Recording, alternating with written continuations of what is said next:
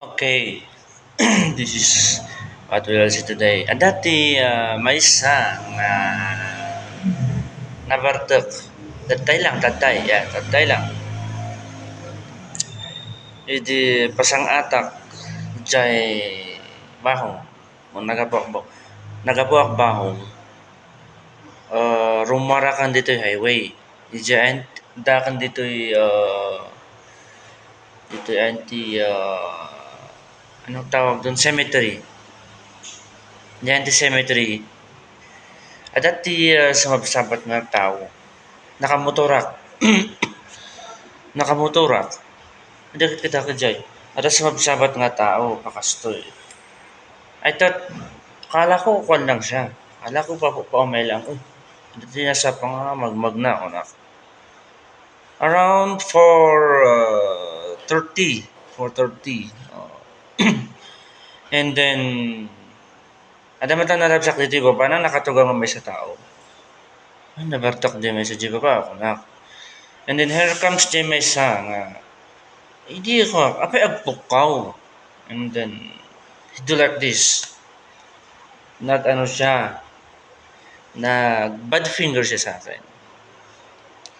And then sabi ko na, ay, hayaan ko na lang yan. Kasi,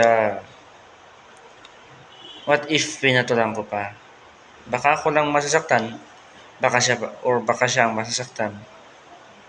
Ako pa may kasalanan, wala tayong, ano dyan, laban. What if hinintuan natin inasirin mo to? Nakuha ng buhay natin.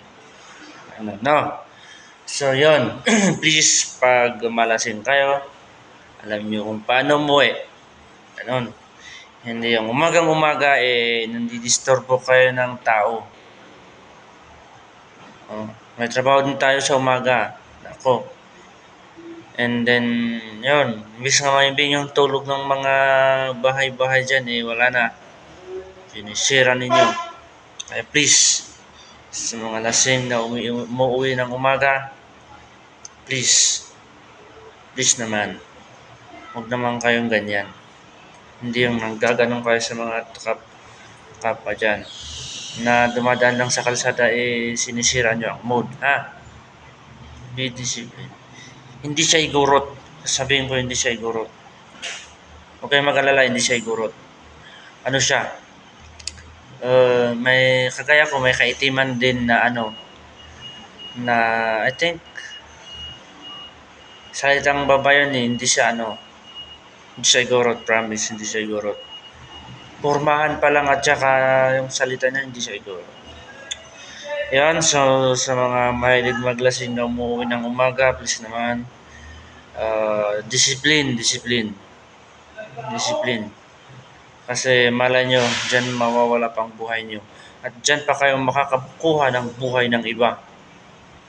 So please, yeah, love you guys.